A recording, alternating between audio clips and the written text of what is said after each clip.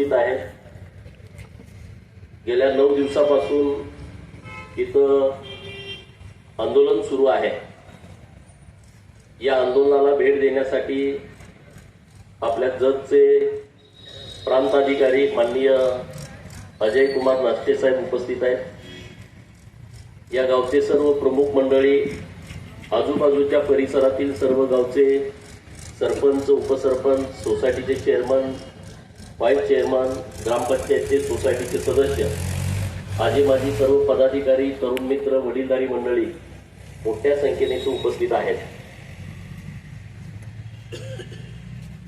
गेल्या अनेक वर्षांपासूनची मागणी आहे की जत तालुक्याचं विभाजन झालं पाहिजे. क्षेत्रफळाने हा सर्वात मोठा तालुका आहे. या तालुक्यामध्ये लोकांना जतला येण्याच्या दृष्टिकोनातून काही अडचणी येत आहेत आणि अशी मागणी लावून तुम्ही अनेक वर्ष प्रयत्न करताय.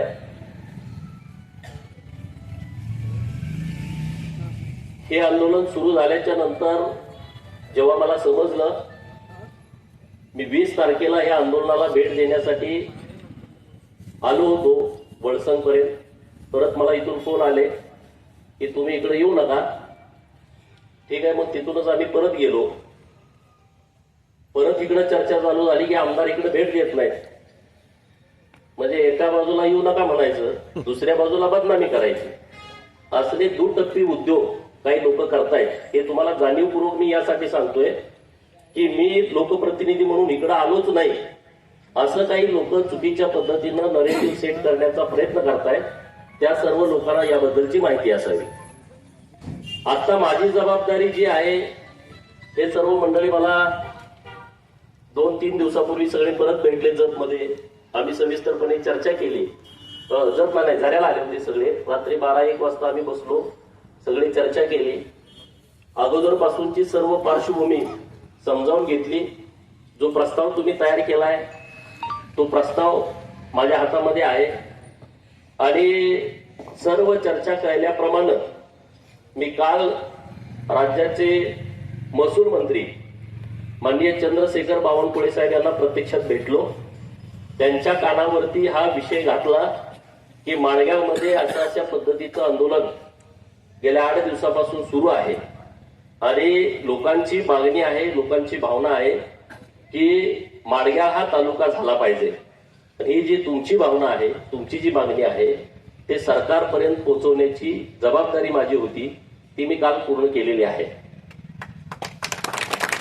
बाकीचे विषय तुम्हाला माहित आहे. संघमध्ये अप्पर तहसीलदार आहे, नव्यानं उमदीचं अप्पर तहसीलदार मागणी आहे आणि एकूण आपल्या या सगळ्या दोन्ही अप्पर मध्ये 51 गावं आहेत. आता तुमचा जो प्रस्ताव आहे त्यामध्ये 58 गावातल्या लोकांनी तुम्हाला ठराव दिलेत असं प्राथमिक दृष्ट्या दिसतंय. काही 2016चे ठराव आहेत, काही 2017चे आहेत, काही ग्रामसभांचे ठराव आहेत, काही मासिक सभांचे ठराव आहेत आणि 2017 नंतर परिस्थिती बदलली आहे. 2017 नंतर संघला अप्पर तहसीलदार कार्यालय झालंय आणि संघच्या अप्पर तहसील कार्यालयामध्ये आपल्या सर्व गावांचा समावेश आहे. त्यामध्ये ती 51 गावं आहेत. तर या सगळ्या गोष्टीचा विचार करून आपण जत तालुक्याचं विभाजन करताना, तालुका निर्मिती करताना माणगावचा विषय विचारात घेतल्याशिवाय आपण कुठलाच निर्णय घेणार नाही. हे मी तुम्हाला अत्यंत जबाबदारीने सांगतोय. अत्यंत वादाची परिस्थिती आता आपल्या या 3 विषयावरून निर्माण झाली आहे, हे तुम्हालाही माहित आहे आणि सगळी लोक या विषयामध्ये अग्रेसिव्ह आहेत. आता जी आपण भूमिका मांडलेली आहे की माणगाव आमचं सेंट्रल आहे, माणगाव बाजाराचं मुख्य केंद्र आहे. शेळ्या मेंढ्याचे जे पश्चिम महाराष्ट्रात मोठे बाजार भरतात, तो एक बाजार माणगावला भरतो, दुसरा आटपाडीला भरतो की जिथं शेळ्या मेंढ्यांची खूप मोठी उलाढाल होत असते. इथं मार्केट कमिटीचं उपबाजार आहे. काही क्षेत्र जमिनी देवस्थान सोडून मला वाटतं तुमच्याकडं 18-20 हेक्टर क्षेत्र तुमच्याकडे आहे, जे आता तुम्ही प्रस्तावात लिहिलेलं आहे. त्या सगळ्या बाबींचा आपण नक्की विचार करू. आता आचारसंहिता सुरू आहे, कुठलेही सरकारी निर्णय होत नाहीत हे तुम्हा सर्वांना माहीत आहे. परंतु एक बैठक आपण माननीय महसूल मंत्री महोदयांच्याकडं, तुम्हालाही बोलवतो, संघवाल्याला बोलवतो, उमदीला बोलवतो, सगळे विचारपूर्वक. कारण आपल्याला सर्वांना विचारपूर्वकच पुढे जाण्याची आवश्यकता आहे. कुठलंही गाव जवळचं कुठलंही गाव लांबचं असं नाही, सर्व लोकांना मध्यवर्ती कसं होईल, लोकांना अडचण होणार नाही आणि लोकांना न्याय कसा मिळेल अशा पद्धतीनं आपण भूमिका घेऊ. त्यामध्ये कुठली अडचण येणार नाही. आपण तुमची एक बैठक प्राथमिक हे आपली आचारसंहिता झाल्याच्या नंतर माननीय महसूल मंत्री महोदयांच्या दालनामध्ये आपण लावू. तुमचे जे प्रमुख लोक आहेत त्यांच्या सोबत लावू.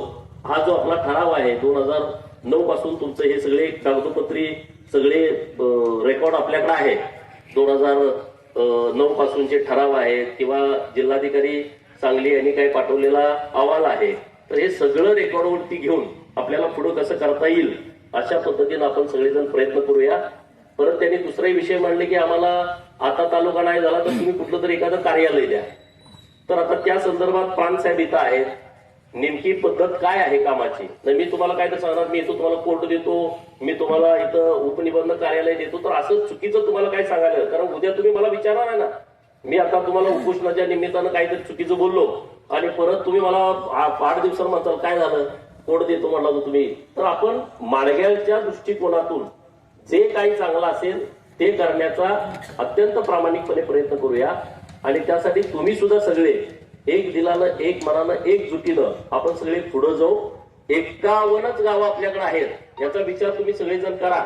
51 गावामध्ये तालुका कुणाला करायचा, परत अप्पर तहसील कुणाला करायचं, हे सगळ्या ज्या टेक्निकल अडचणी आहेत त्या सुद्धा विचार आपल्याला सर्वांना करावा लागेल. तुम्ही अत्यंत व्यवस्थितपणे मांडणी या प्रस्तावामध्ये केलेली आहे. मी प्रस्ताव पूर्ण वाचून काढला. हा काय तुम्ही दिलेला प्रस्ताव नाही, मी कोणाकडे तरी शोधून घेऊन आलोय. तिथल्या कमिटीने दिलेला हा प्रस्ताव नाही.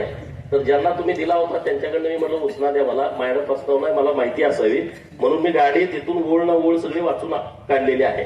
आणि त्यामुळे तुम्ही जी भूमिका व्यवस्थितपणे या सगळ्या प्रस्तावात मांडलेली आहे, तुमचं जो प्रस्ताव आहे त्या प्रस्तावाचा पाठपुरावा करणं लोकप्रतिनिधी म्हणून माझी जबाबदारी आहे.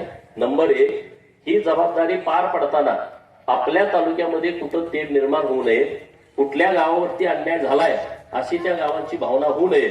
आणि त्यामुळे सगळ्या गावांना विश्वासात घेऊन, कारण हा फार मोठा विषय आहे, हे काही फंड द्यायचं काम नाही. घेते 1 कोटी रुपये दिले, दुसरा नाराज झाला तर तुम्हाला पण 1 कोटी देऊन टाकतो तुम्हाला, असा हा विषय नाही. हा तालुका निर्माण करण्याचा विषय आहे, अत्यंत महत्वाचा विषय आहे, अत्यंत जबाबदारीचा विषय आहे. तर आपण सगळे मिळून व्यवस्थितपणे या विषयामध्ये आपण नक्की मार्ग काढू.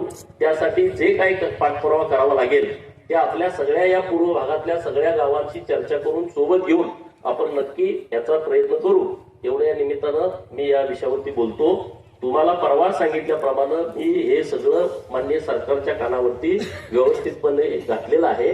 आणि परत एकदा एक तुमची बैठक, आपली प्रमुख टीम तुम्ही तयार करा 8-10 लोकांची, त्यांची एक अधिकृत बैठक आपण माननीय महसूल मंत्री साहेब यांच्या सोबत लावू.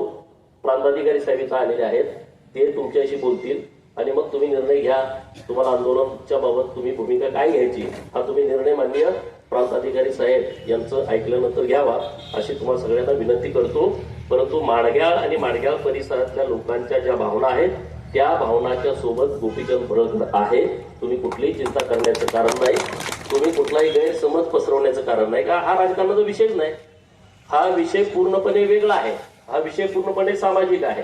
आपल्या भागाचा संपूर्ण विकास होण्याच्या दृष्टिकोनाचा हा विषय आहे. हा काय मताचा विषय नाही, मताचा विषय महिन्यानंतर आहे, आता तो विषय नाही. आणि त्यामुळे तुम्ही सर्व पक्षाची मंडळी या सगळ्या विषयामध्ये एकत्रित झालाय, तर असंच एकत्रित राहा. आपण सगळेजण या विषयामध्ये पुढे जाऊ एवढंच या निमित्तानं बोलतो आणि थांबतो. Press the bell icon on the YouTube app and never miss another update.